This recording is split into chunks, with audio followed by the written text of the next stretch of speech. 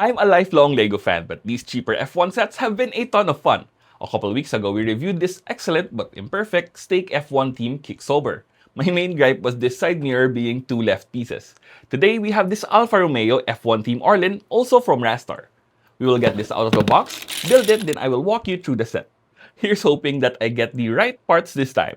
We will compare both RASTAR sets to each other and to a certain F1 LEGO set that I haven't actually reviewed yet. Any guesses? Anyway, let's jump right in. The box shows the set zooming through the racetrack. It's officially licensed, which is always a good thing. They also feature the drivers on the sides of the box. And here is the manual. It shows you a picture of the actual vehicle next to the brick version. The instructions are good, easy to follow, and very LEGO-like. I love that this build is actually quite different from last week. It's not using hinges for the floating sides. And even this area behind the driver is not the same. The front and rear assemblies are similar between Kicksober and Alfa Romeo, which means both the good and the bad bits carried over. More on that later. But before we go through the set, if you had to choose only one, would you buy the Kicksober or the Alfa Romeo? Comment down below. Presenting the Alfa Romeo F1 Team Orlen C42 by RASTAR Bricks. It's in 1:24 scale, which is the same as the Kicksober, which in turn means both sets are larger than LEGO's current F1 sets, which seems to be between 1:24 and 1:32 scale. A lot of the details here are prints, but there were still plenty of stickers for me to mess up. I will point them out as we go. The front wing is perfectly low to the ground without scraping across the surface. Nice! The black stickers here blend in well enough, and they were thankfully not that difficult to apply. The tiny print here is in a font that is barely legible, but with a macro lens we can see that it says Alfa Romeo, fairly decent print. What's less good are the white, almost silkscreen looking prints here in the middle.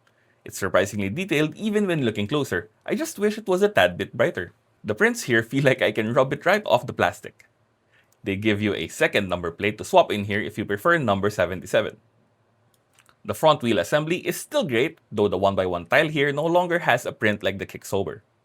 But what could be the biggest difference between the two sets is the sides here. The whole floating aesthetic is achieved differently. This approach definitely looks more blocky than streamlined, but they did that so we can have the black vent here on top to be closer to the real thing. Was it worth it? Personally, no. I feel like it's a little too blocky and makes the sticker just stick out like a sore thumb going through multiple tiles. One other difference is this rear section. They used cheese wedges instead of tiles for this sloped look. Quick note about the number here. This is a sticker. They give you option decals for number 77, but you don't get the extra pieces for easily changing out the assembly, so you will have to commit to a number.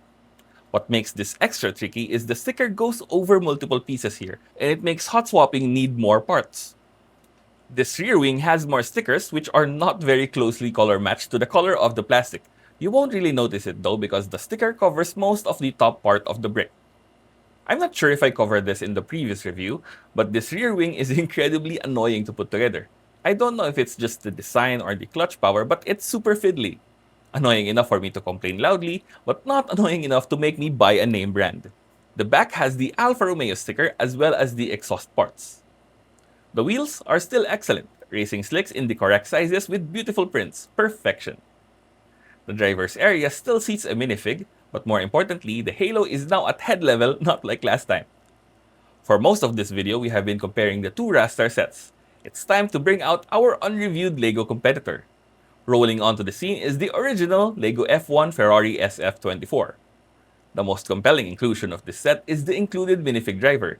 It has nice uniform printing and a custom helmet.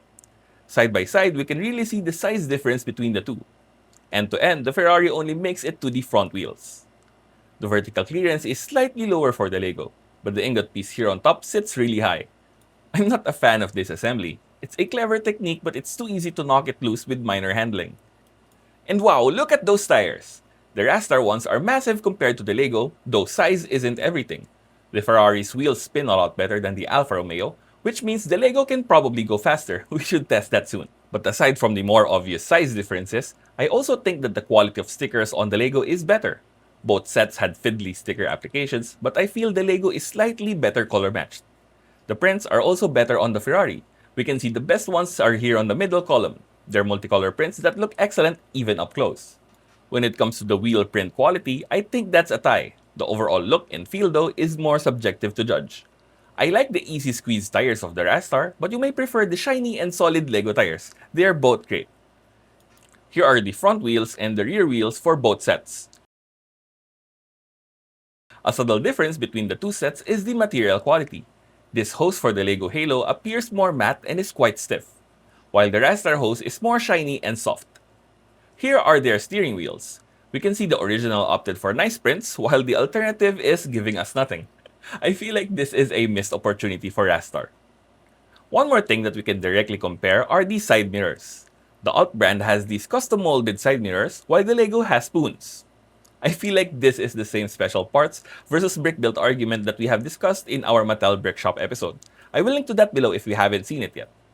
Now these two sets are about $13 apart if you get this from Lego and this one on Barweer.com. So, buy or skip. Here is my advice. Number 1, buy this if you are an F1 fan and a toy collector on a budget. I said it about the Kick Sober, but it holds true for this review as well. Reason number 2, if you are a fan of the Alfa Romeo F1.